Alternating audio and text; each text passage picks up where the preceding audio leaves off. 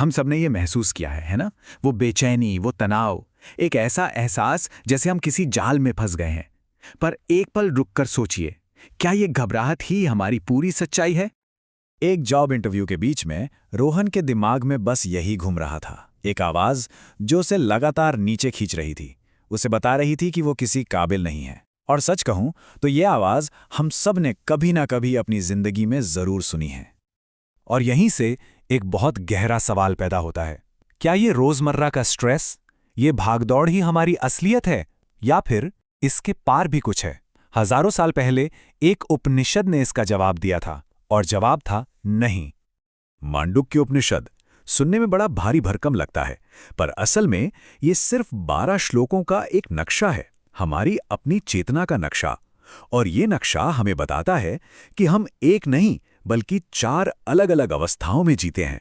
तो चलिए रोहन की कहानी के साथ इस नक्शे को समझने की कोशिश करते हैं।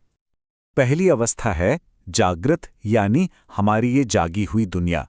उपनिषद इसके लिए एक शब्द इस्तेमाल करता है, बहिष्प्रज्ञ, मतलब वो चेतना जिसका पूरा का पूरा ध्यान बाहर की चीजों पर है। और ये दुनिया है कैसी? कोलाहल से भरी हुई, फोन की नोटिफिकेशंस, काम का प्रेशर, लोगों की उम्मीदें, हर चीज हमारा ध्यान खींच रही है। और हम इसी शोर शराबे को अपनी असलियत मान बैठते हैं। बिल्कुल रोहन की तरह हम भी इसी कोलाहल में अपनी असली पहचान खो देते हैं। लेकिन ये शोर भरी दुनिया तो बस पहली मंजिल है। रोहन की यात्रा अब हमें दिखाएगी कि इस नक्शे पर आगे और क्या-क्या है। तो ये हैं चेतना की वो 4 अवस्थाएं, जागृत यानी बाहरी दुनिया, स्वप्न यानी हमारी भीतरी दुनिया, सुषुप्ति यानी गहरी नींद का सन्नाटा, और आखिर में तूर्य यानी इन तीनों को देखने वाला साक्षी। जैसे ही रात होती है और हम सोते हैं, ये जागी हुई दुनिया पूरी तरह गायब हो जाती है। अब हम स्वप्न अवस्था में होते हैं। उपनिषद इसे कहता है अंतःप्रज्ञ, यानी वो चेतना जो अब बाहर से हटकर अंदर की ओर मुड़ गई है और हमारी यादों, हमारी इच्छाओं से एक नई दुनिया बना रही है। अपनी जागी हुई दुनिया के तनाव से थके हारे रोहन के लिए ये एक नई उम्मीद की तरह था। एक रात सपने में वो देखता है कि उसका घर ढह रहा है, पर इस बार कुछ अलग था। उसे डर नहीं लग रहा था, वो बस देख रहा था। और अचानक उसे एहसास हुआ, अरे ये तो सपना है, ये सच नहीं है। बस यही वो पल था, यही है स्वप्न की असली ताकत। जिस लम्हे रोहन सपने का किरदार बनने की बजाय उसका साक्षी बन गया, वो उस सपने की कैद से आजाद हो गया। वो एक्टर से ऑडियंस बन गया, और यही चेतना की आजादी का पहला कदम था। लेकिन ये नक्शा अभी आधा ही है।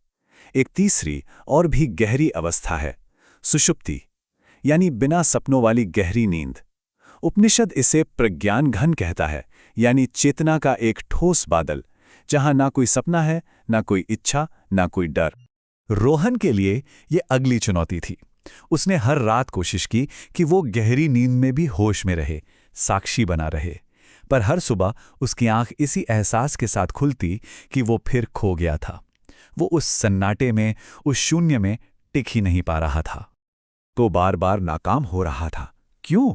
क्योंकि जैसा कि उसकी गाइड आनंदी ने समझाया, कोई भी अपने मैं को, अपने अहंकार को गहरी नींद में नहीं ले जा सकता। आखिर अहंकार तो मन का ही एक हिस्सा है, और सुषुप्ति वो अवस्था है जहां मन खुद सो जाता है। ये एक बहुत ही जरूरी सवाल है। अगर जागना और सपने देखना दोनों मन की बनाई दुनियाएं हैं और गहरी नींद में मन ही नहीं रहता, तो फिर ये शून्य क्या है? क्या ये सिर्फ एक अंधेरा है, एक खालीपन? वेदों का नासदीय सूक्त इस अवस्था को तमस कहता है, एक ऐसा ब्रह्मांडीय अंधकार जहां अंधेरा ही अंधेरे में लिपटा था। मतलब ये खालीपन नहीं है, बल्कि ये वो शुद्ध संभावना है, वो क्रिएटिव सोर्स है जहां से सब कुछ पैदा होता है। इसका मतलब ये हुआ कि रोहन की नाकामी असल में अस्तित्व के स्रोत से एक मुलाकात थी। और यहीं से हम चौथी और आखिरी अवस्था, तुर्य के रास्ते पर पहुंचते हैं। और एक बात साफ कर दूं, ये कोई ऐसी अवस्था नहीं है जिसमें हम घुसने की कोशिश करें, बल्कि ये वो सच्चाई है जिसे बस महसूस किया जाता है। रोहन को अचानक आनंदी की सलाह याद आई। कोशिश किसी अवस्था को जीतने की नहीं करनी थी, कोशिश तो खुद के स्रोत को खोजने की थी। उसका सवाल मैं सुषुप्ति में होश में कैसे रहूं से बदलकर ये मैं है कौन हो गया। और ये सवाल उसके मन के सारे शोर को चीरता हुआ चेतना की गहराइयों में गूंजने लगा। मैं कौन हूं? एक एक करके रोहन ने हर उस चीज को नकारना शुरू कर दिया जिससे वो अपनी पहचान जोड़ता था। ये शरीर, ये तो बदलता रहता है। ये विचार, ये तो आते जाते रहते हैं। ये डर, ये तो बस एक एहसास है। इनमें से कोई भी वो स्थायी मैं नहीं हो सकता। तो फिर ये मैं है कौन? और उस गहरे सन्नाटे में अचानक कुछ हुआ। मैं का सवाल और मैं का जवाब दोनों ही घुल गए, मिट गए। रोहन का जो एक एहसास था वो भी मिट गया। वहां सिर्फ होना बचा था, सिर्फ शुद्ध चेतना। उपनिषद इसी को तुरीय कहते हैं। ये अद्वैतम है, यानी जहां कोई दूसरा नहीं है, सिर्फ एक है। ये शांतम है, यानी परम शांति। ये वो सच्चाई है, वो स्क्रीन है जिस पर जागृत, स्वप्न और सुषुप्ति की फिल्में आती और जाती रहती हैं। अगली सुबह जब रोहन ने आंखें खोली तो दुनिया नहीं बदली थी, पर दुनिया को देखने वाला रोहन बदल चुका था। उसे समझ आ गया कि ये जागी हुई दुनिया भी तो एक तरह का सपना ही है, और वो इस सपने का कोई किरदार नहीं बल्कि इसका साक्षी है, इसे देखने वाला है। तो ये है चेतना का पूरा नक्शा।